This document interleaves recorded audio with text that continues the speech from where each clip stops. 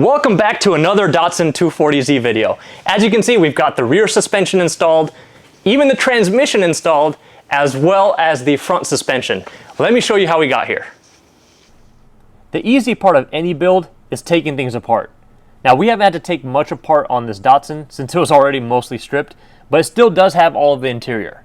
So we're going to be removing the seats and what's left of the carpet so we have access to the floor pans. The transmission that we're going to be installing with the VQ35HR is much larger than the stock 240z transmission. So in order for us to mount it, we went with Apex engineered transmission crossmember kit. So we are going to have to be drilling some holes. Now, before you drill any holes, it's always a good idea to see what's on the other side. And for that reason, we're actually going to be removing the interior out of this Datsun. It's fairly easy too. I mean, there's no modules to worry about. There's barely any wiring, just a couple of nuts and bolts, and everything comes right out. Now, these do seem to be the original floor pans, along with what's left of the carpet. All things considered, they're in great shape. Now, we can actually get to test fitting the transmission. Well, maybe not just yet. First, we got to take out this bushing that's in the back of the crank. So this engine came out of an automatic, so the bushing that is pressed in was meant for the automatic. On the manual transmissions, you're going to have a pilot bearing installed. So for us right now, we're just going to remove this bushing so the transmission can actually sit properly, and eventually we'll get that pilot bearing installed. Now, the bearing puller and slide hammer combo made it quick and easy. Since we're just trying to see if everything is going to fit, we're not going to install the flywheel or the clutch or any of that. So this transmission is pretty big, as you can see, but it actually seems like there's enough room in the transmission tunnel. Fingers crossed we don't have to cut anything.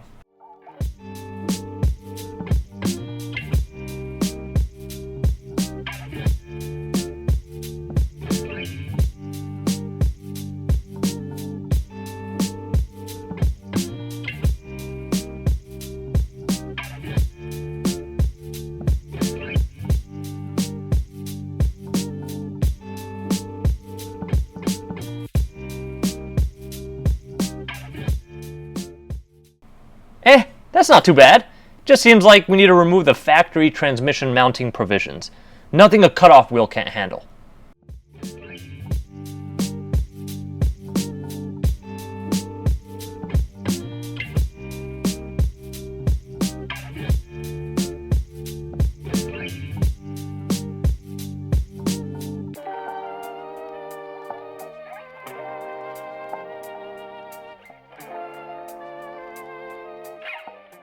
Some quick rough cuts for the time being.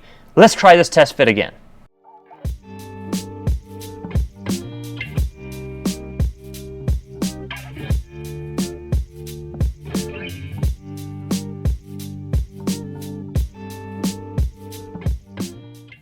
Well, there you have it. It slid right in this time.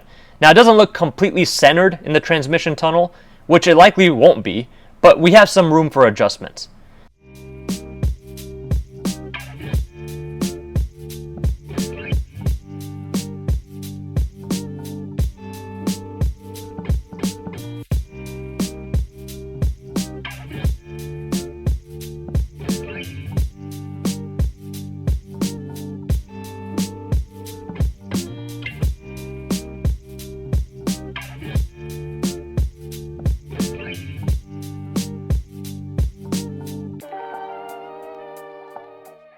The Apex engineered transmission crossmember comes with a poly transmission mount, which actually bolts right up to our 6-speed VQ35HR transmission once all of the factory mounting stuff is removed. But before we start getting the crossmember mocked up and drilling holes, I want to make sure that we have the engine sitting at the proper spot. One of my main concerns are the engine mount arms that are included in the Apex engineered kit. They're actually different lengths. One is taller than the other. And the engine is not sitting level in the current configuration that I have it in, so I'm going to switch them around and see if that helps. There is a lot of adjustability in this kit. Since the engine mount crossmember is actually separate from the primary subframe, we can pretty much position this engine wherever we want to. But the transmission crossmember, on the other hand, it has limited adjustability, so we want to make sure before we drill into the floor pans, we have the engine and transmission sitting exactly where we want them to be. A quick swap of the engine mount arms and a little pushing, a little pulling, we actually got the engine sitting pretty close to where I want it.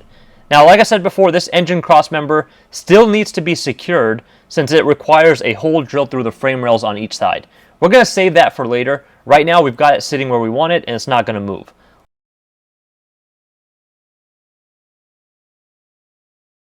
To mount the transmission crossmember, we're going to be drilling through the floor pans on both the driver and passenger side.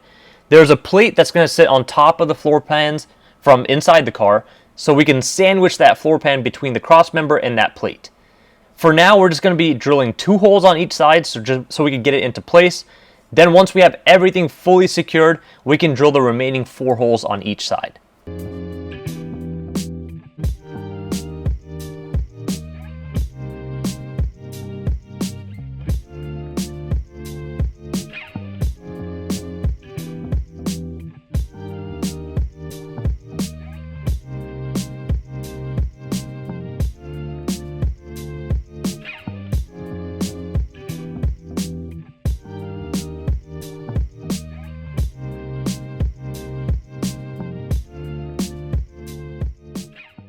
Just like that, the crossmember is installed and everything is secured. There's still a bit of adjustability here. We can move the transmission front to back or even side to side. But let's keep getting some more of the upgrades installed first. Alright, so now we're going to start by putting the front suspension on the car. So we've got all the coilovers, we've got all the spindles, and we're going to be using a lot of 370Z components here as well, and then obviously all of the Apex engineered components too. So it all comes apart. You're gonna have to provide your own 370Z wheel bearing if you're going with their spindles, and then you are going to have to use some fasteners from the actual original spindle as well, which I'll show you when we get there. But first, let's put all the coilovers on here, put the wheel bearing on here, and then let's put it on the car. All right, so Apex Engineered labels everything for you. I've already done the driver side, so these are just the 4 remaining for the passenger side of the front spindle. We've got the long bolts for the wheel hub / bearing, and the washers that go with the bolts as well. Now this is just a test fit, so we're just doing a dry run. It's not going to be permanent. We've got a used 370Z wheel hub and bearing. The wheel bearing on this is actually still good, but as you can see, it's all a little corroded from sitting outside. There is one thing that we need to do, even if you got a new one. We have to remove this back cover because that's not going to be necessary. So you just use a pry bar, and you're going to pry off the back cover.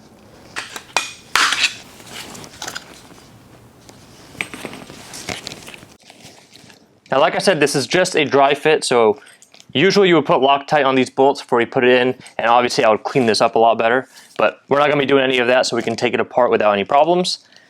And the way that this spindle is designed, it is only for the 370Z wheel hub and bearing pattern, so this is why it's going to fit pretty perfect. There's no universal fit here. And now this is not a tight clearance. The bolts are doing most of the holding here, so we don't need to worry about kind of making sure it's lined up in the center. The bolts will do that for us.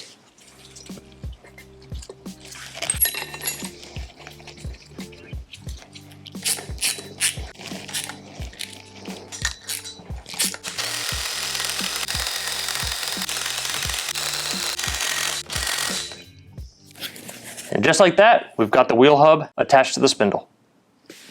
Now we've got the coilovers. These are also from Apex Engineered. We don't need this lower half, the actual housing itself, because we're going to be using the spindle, which has the housing already pre-welded.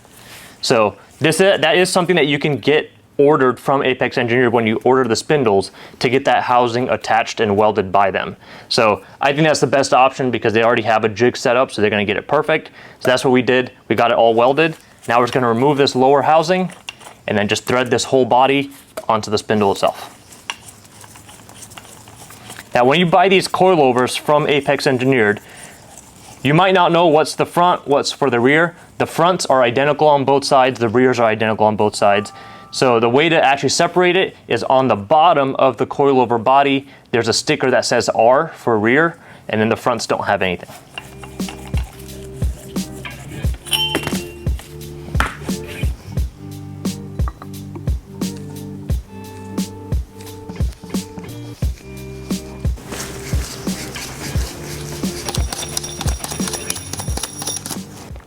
All right, so for the rear, we've got the rear suspension kit. We've got our 4 bolts right here for the wheel hub and the 4 lock washers that go with those bolts. Now these are M12 by 1.25 because that's what the wheel hub is made for off of the 370Z, and this all included in the rear suspension kit. There's actually 8 of them, but we already got one side done, so we only have 4 left. So now we're gonna start putting the front passenger suspension together. I've already got the driver's side done, so let me show you how it's supposed to work so you get the whole picture. All right, so we've got the whole control arm that goes to the actual cross member. This is where the steering rack is gonna attach as well. And then we've got the coilover and the spindle already attached to the car. And then we have the actual adapter that puts the control arm to the spindle assembly itself. And then we've got the tension arm, and I might be saying that wrong, exactly what Apex Engineer refers to it, but we've got this tension arm that goes into this bracket right here. So you can see this bracket has adjustability, so this is for the passenger side. They're both interchangeable. This is also interchangeable. The control arm is not. So you can see all of the adjustment holes are pointing towards the back of the car, so that we can attach to this. So you have this, you have an adapter for it to fit into the factory location. The adapter goes right here, and then you have a washer and a nut on the other side securing everything. So everything is adjustable. Now with these arms, they've got these spacers that are also included in the kit. And there's also a bunch of washers that are used to space some of these things. For the back section right here, we only have these. There's no other spacers that go there. But on this one right here, we've got these spacers, and then we've got these washers that are also used as spacers, so that way you can adjust the caster of the wheel. All right, so I'm gonna start putting everything together on the passenger side so you can see exactly some things that might need to be modified and what exactly you have to do. So let's go over to all of the hardware that's provided. So we do have some duplicates, but this is the whole front lower control arms. I've got some of the washers already attached. So this is the bracket that's gonna go onto the body. And this is the carriage bolt that goes through here. And you can see how there's a square. This is also square, and that fits right in. So this is the adapter that sits inside the body, and it fits perfectly in the hole. So you would have this go right here. Then you have the washer that goes on the other side of the body. And then you have a nut that secures everything. Now the only thing that's missing in between all of this is this spacer right here. So this spacer is supposed to go between the bracket and this bushing assembly to take up the extra space. Now the problem that we have is that this is an oversized washer, spacer, whatever you want to call it, but it's not meant for this square. So what we're gonna have to do is we're gonna have to round off some of these edges on the square, just enough for it to go through the bracket still, because that square is what holds this bolt from spinning. So just enough to go through this, so that way it's not spinning, but enough for it to also go through this washer and sit flat on here. So we're just gonna take a little grinder, die grinder, and we're gonna round off these edges, but not all the way down. That way it still sits inside that bracket properly.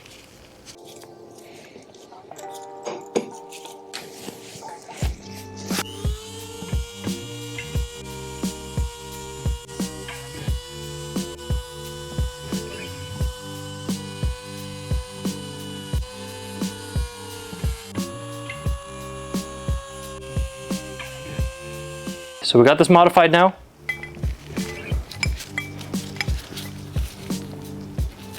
Slides right in. You have this washer. So now this can sit completely flat against that. So that's the whole point of that washer slash spacer. So that way this can sit flat. And this is created perfectly for the size of the body to accept that. So let me go ahead and put that on there and show you. So this lip is going to sit inside of this hole. Just like that.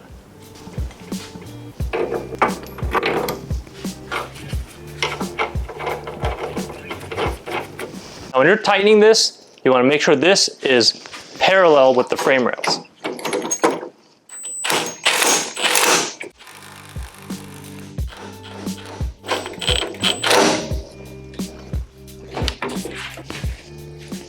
Now for the lower control arm, you're going to need these two spacers, the big ones, and one goes on each side. And it'll slide into that joint just like that. Now along with that, you're also going to need these thick washers. These are the 9/16 washers. We're only going to use 3 for right now. because this is what's going to adjust the caster. We also are going to need the bolt and the spacers from the Crossmember kit. So we're going to need this long silver bolt and these two washers that are made specifically to sit inside of the Crossmember, and this lock nut that goes with this bolt right here. So now let's take it to the car and show you how to set it up. All right, so here's how the setup's going to be. You can see all of the adjustability is on both sides of this Crossmember. So this washer is going to sit in here and lock it in place. So we're going to just go with the middle section for right now. So you're going to have the washer on this side, the bolt goes through, you're going to have the actual lower control arm in the middle, you're going to have the other washer on the other side, you're going to have the nut to secure everything.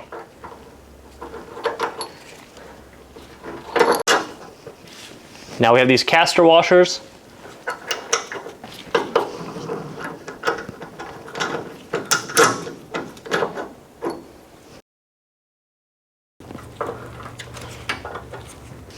And you have this washer that locks it in place.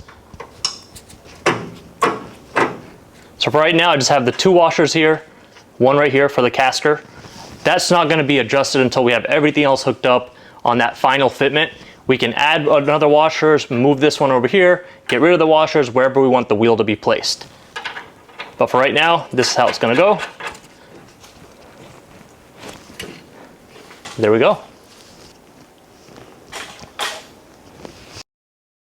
Now we've got this tension brace. We're going to use the two smaller ones, these little spacers, that are going to go inside of this heim joint.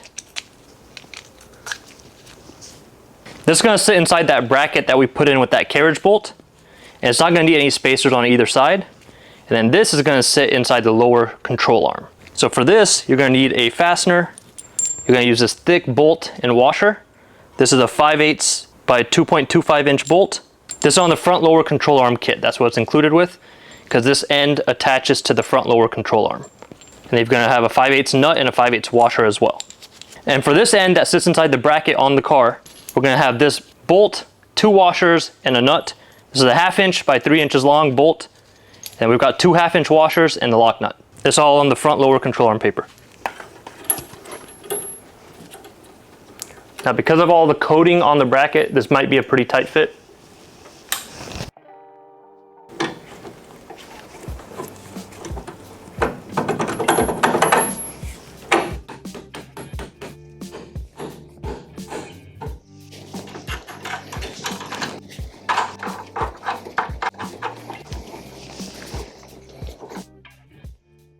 All right, so for right now, I'm just going to put it in this first hole.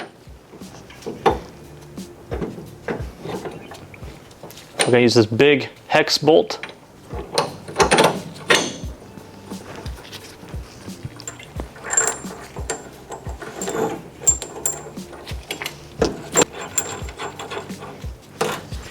Now, once again, all of this is adjustable. All right, so next up we have this spindle bracket. On here, it's actually labeled where it says in, and they are not the same on both sides. So you want to make sure you have the right orientation. The one that says in is going to be in towards the engine. This section lays towards the ground because this circle area actually goes into the spindle itself.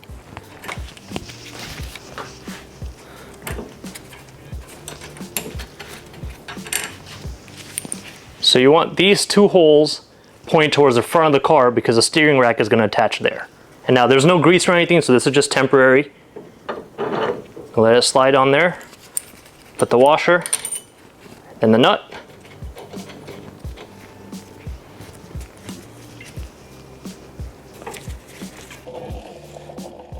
Now that we've got the lower control arm stuff set up, we can actually put the coilover and spindle assembly onto the car and attach it to that lower control arm. One thing that you want to be mindful of with this is you want to make sure that you have the camber adjustability available from the top hat. So this section right here is like a little triangle. This tip of the triangle is going to be going towards the engine bay, and these two are going to be out towards the fender. And this is how you have camber adjustability this way. And the whole coilover assembly does come with nuts, so we're going to use these nuts. And you can see all this stuff can actually twist around. So if you need to move this around to get it to be in the right orientation, you can make that happen. And then we'll worry about attaching the lower control arm to the spindle later on.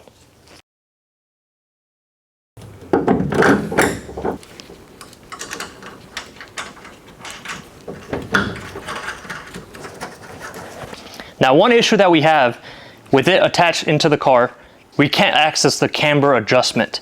So that top hat that has those Allen key bolts to be able to adjust the camber, we can't do that. So what we're gonna end up having to do is drill this top section out some more so we can access those bolts.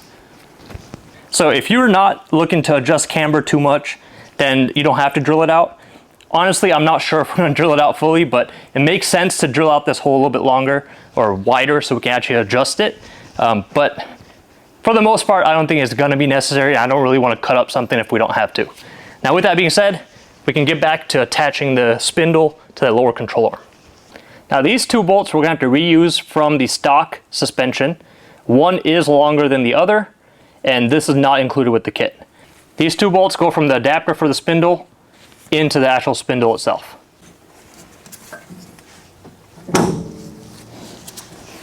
Okay, so now you want that bracket for the actual spindle to sit fully inside the bottom of this housing for the coilover, and then you can attach it with the two bolts.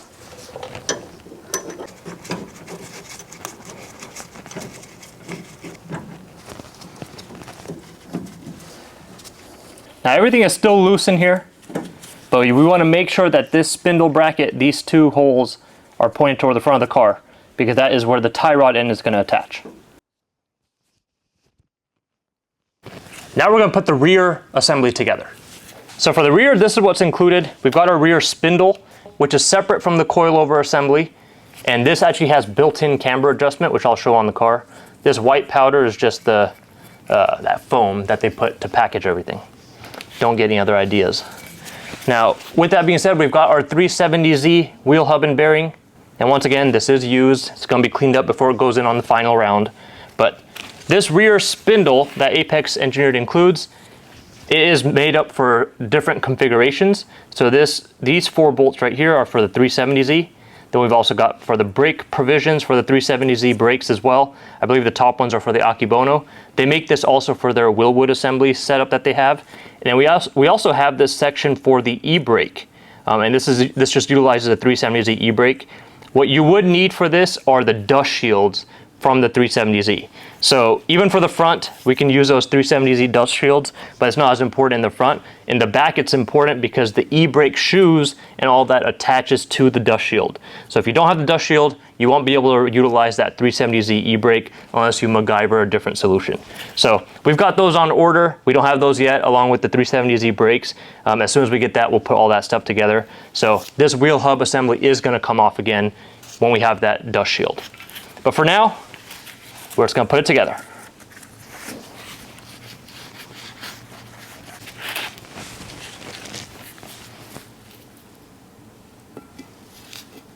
Once again, these are M12 by 1.25. And it actually fits pretty snug. It's just not a very tight fit. The bolts are going to do a lot of the centering for us. Now, one thing I do have a little bit of a concern about is the length of these bolts. Once we have a dust shield in there and everything, I don't think these bolts are going to be long enough. So I'm going to actually go in and order some longer ones. You don't want these to be too long, otherwise they'll hit the actual wheel hub. So we don't want that either. But I would think that we need it to be a little bit longer, just a little bit more safety, especially with that dust shield in place.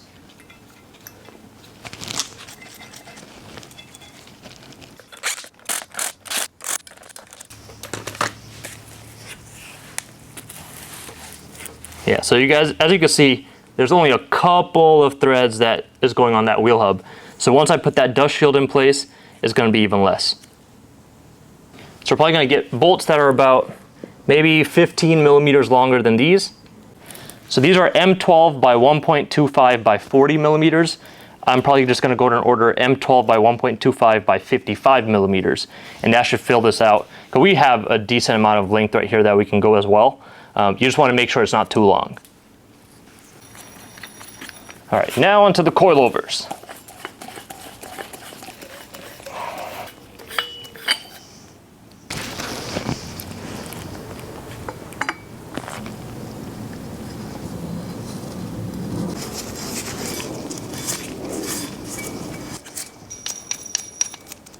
Now this goes like that. And then you've got camber adjustability right here. So the bottom one is fixed, the top one gives you the camber adjustability. All right, so before I lift the car back up, we're moving on to the rear suspension. We're gonna put the rear coilover in. So we're gonna put it in the same way. We want the camber adjustment usable. And this also has the same problem as the front where the hole for the camber adjustment's not visible. So we might have to cut that up as well. But we want the camber adjustment, so this way the slots on the top of the top hat, we want the slots this way. The tip of the triangle is gonna go towards the interior, and then these two are gonna be on the outside, toward the wheel. So this is straightforward, just like the front. You just stab it in there, take the nuts, secure it in.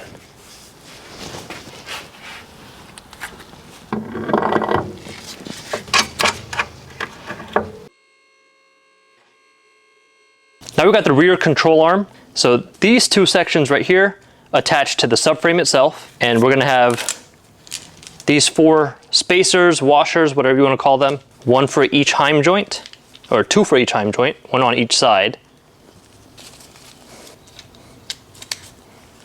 And then now with that rear suspension kit, you've got all these washers. We're going to be using the 1/2-inch washers along with these 2 long bolts for these heim joints attaching to the subframe.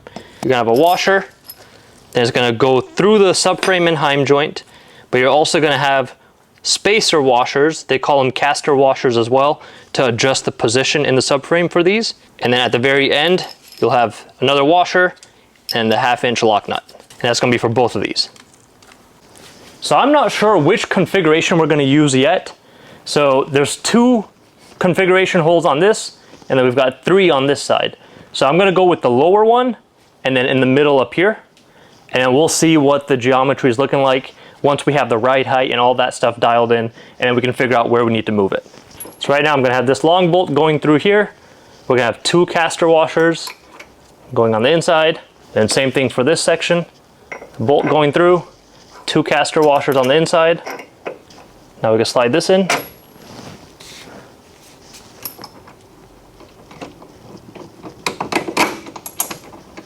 Now we got 1 more caster washer,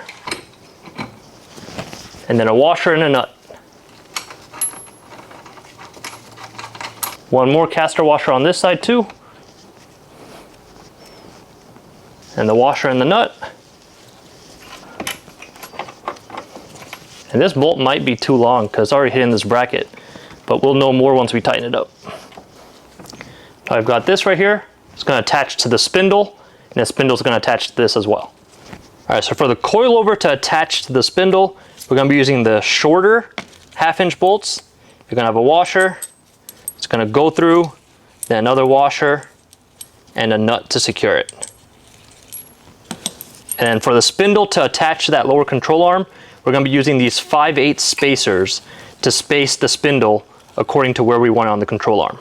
And this is the nut. This is a 5/8 nut that's going to attach to that bolt that attaches the spindle to that lower control arm.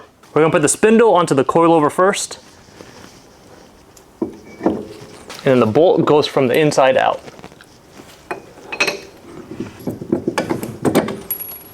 And you've got 1 more from the top.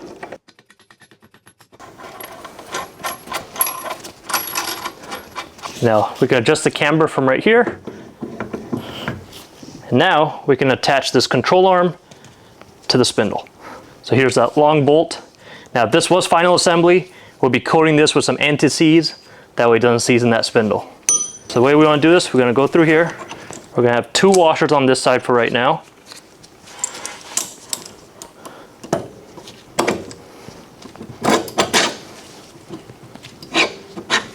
Then we're going to have 3 washers towards the front.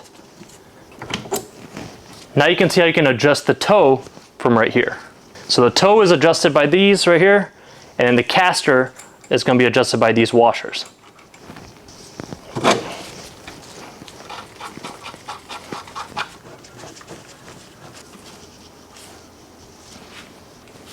We got most of all the suspension installed. I mean, Apex Engineer really made a lot of this stuff easy. But there are a couple of things that I would change, which I already mentioned before, especially those bolts for the rear hub. We're gonna get some longer bolts for that, especially once we have the dust shield in place. And then there's just a lot of adjustability, which could be a good thing or a bad thing, depending on what you're trying to accomplish here. So all of these caster washers, and there's just a lot of washers. So depending on how you wanna adjust it, every little thing is gonna make a little bit of a difference, but that's also a good thing because if you really wanna dial in your track setup or whatever setup you're looking for, you really can do that with this. So with that being said, on the next video, we're gonna finally start putting some of the more custom pieces in place, like the drive shaft, we still have to get measured up. Even the axles that we have the axles set up, we are gonna be mating the 370 hub and bearing to the Ford 8.8. So all that's gonna be in the next video along with the steering rack. But in the meantime, we've got a lot of part sourcing still to do. We still gotta find the brakes, some of the body parts. Datsuns are not so easy to come by. So some of these body parts is gonna be hard to find. So if you guys have any sources for any repop parts or anything like that, feel free to leave a comment down below. Thanks for watching. Can't wait to see you in the next one.